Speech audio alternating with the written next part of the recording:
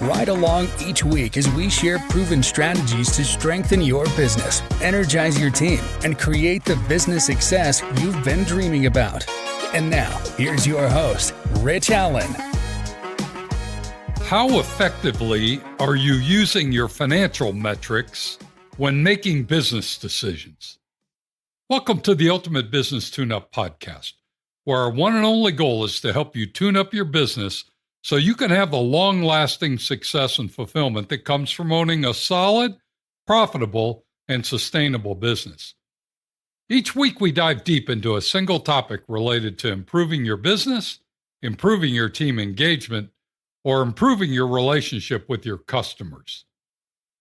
Today, I want to look behind the curtain and discuss how you're making important business decisions. It seems that not a day goes by without you, the business owner, having to make at least one, if not several, important decisions related to your business. Whether it's a decision to extend an offer to a prospective new employee, or accept terms from a vendor, or resolve a customer complaint, or any of the other hundreds of routine decisions you're asked to make daily, I suspect that you have a method or routine you follow when making important decisions. Am I right on this? So what does that decision-making process look like for you? Do you ask the person bringing the decision to you to present it in writing? Do you require any supporting documentation before making a decision? Do you rely on your leadership team to consider, review, and make a recommendation before making a final decision? I know the set of actions you follow will change depending on the significance and scope of the decision, but we all have our method or routine. My question for you today is, how effectively are you using your financial metrics when making business decisions? The answer to this question probably depends on whether you're an intuitive person or whether you tend to rely on data and facts. I'm sure you've taken a personality assessment in the past. Most personality assessments, whether something simple like a DISC assessment or a more comprehensive assessment like the Profiles XT, all try to measure whether someone is more intuitive or more objective.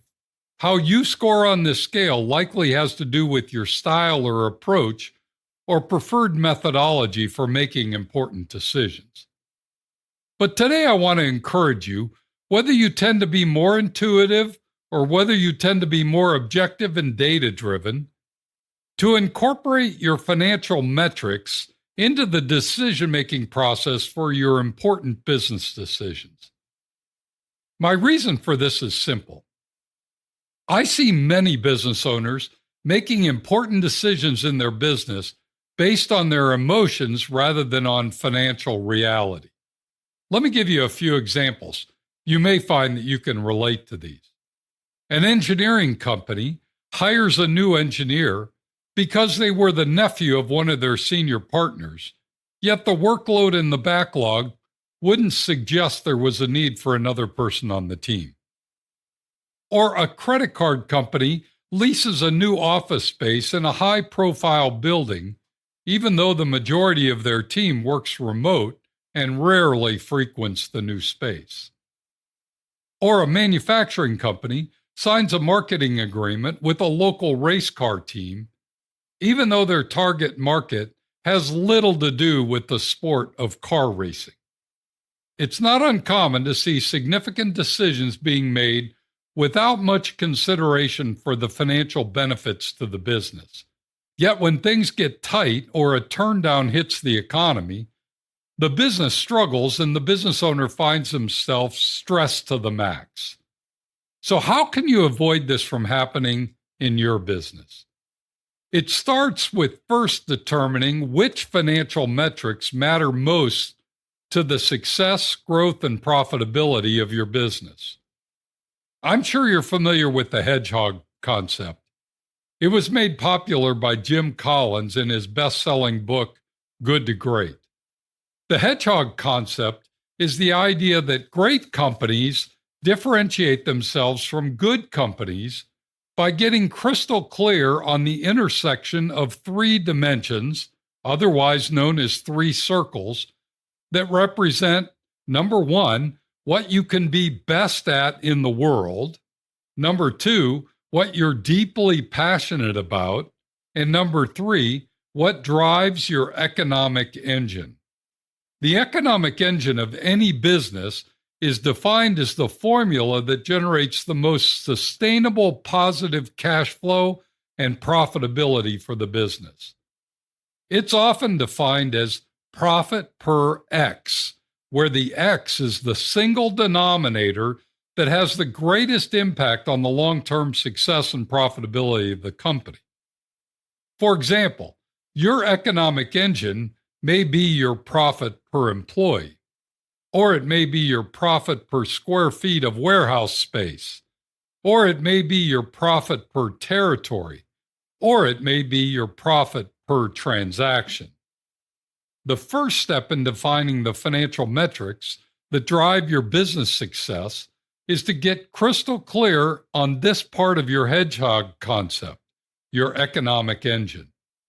Once you know the specific denominator that, when factored into your profits, determines whether you'll be successful or not, then you can begin to define the other financial metrics that will impact, lead to, or support an improvement in your economic engine.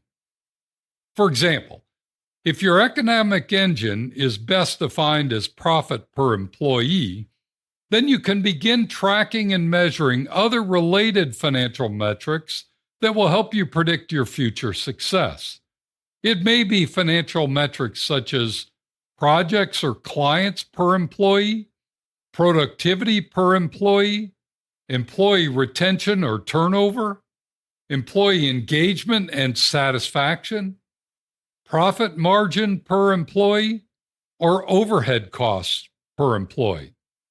By tracking each of these financial metrics, you'll be able to determine if you're getting better or more efficient on each, or if you're losing ground from where you were on these metrics.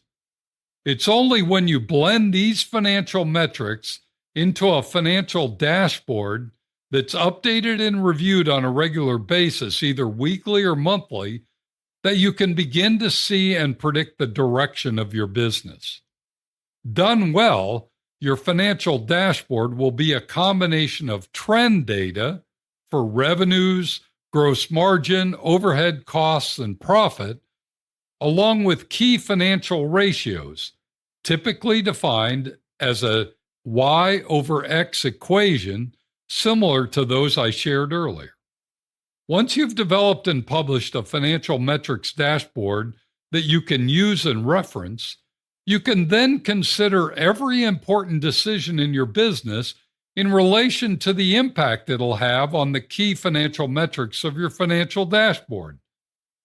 The best business owners rely heavily on their financial metrics of the business to make the important decisions they're facing. It's not uncommon to defer any single decision until a review of the financial impact can be completed. I recall the process we followed at Pella before we launched any new product development activity. If someone had an idea for a new product or a product enhancement, the product team would make some estimates of the incremental revenues the new product would generate, the incremental gross margin dollars that would be generated, and the internal rate of return we would get on the investment of time, people, and resources when we developed the new product. It was only when that analysis was completed, reviewed, and validated was the go-ahead given to assemble the product development team, buy the necessary tooling, and dedicate the space to launch the new product. If the review exposed that the internal rate of return was lower than our target threshold, the new product idea was either killed or the idea was sent back to be reworked before moving forward. Perhaps incorporating some of these ideas into your business would help you be more deliberate in considering and reviewing the financial impact of your business decisions before simply making an emotional decision that may have negative long-term implications. While I'll admit that not all decisions in a business may require this level of financial review, having a financial dashboard and spending just a few minutes to consider the impact or implication of any proposed decision on the financial future of the business is a prudent thing to do. If you'd like some help in determining what your economic engine is for your business, don't hesitate to reach out and ask. I'd be glad to help you get crystal clear on your economic engine, help you build a preliminary financial dashboard, and establish a decision-making process that will fully vet each decision with regard to your future business success. In the end, I'm confident you'd be glad you took the time to make this an integral part of your ongoing business processes. Now, before we go, 2 quick asks. Share this podcast with your fellow business owners. I'm trying to get these free business tips to as many business owners as possible. I want every business owner to be successful, and this is my gift to you and to them. Thanks for passing this along. And lastly, please leave a review on this podcast. The more thumbs up this podcast gets, the more it'll be found when someone's stuck or struggling and looking for advice. Your review can help make this happen. Thanks for joining me today. Be sure to tune in next week when we're going to discuss getting clarity on your brand. You won't want to miss it. Meanwhile, if you have a question, suggestion, or would simply like to connect, shoot me an email at rich@tourtoprofit.com. Now go make it a great week, and whatever you do, ride hard. Thank you for listening to the Ultimate Business Tune-Up. Make sure you subscribe so you don't miss any future episodes. In the meantime, find more resources at tourtoprofit.com and connect with Rich by sending a message to rich@tourtoprofit.com. Until next time, ride hard.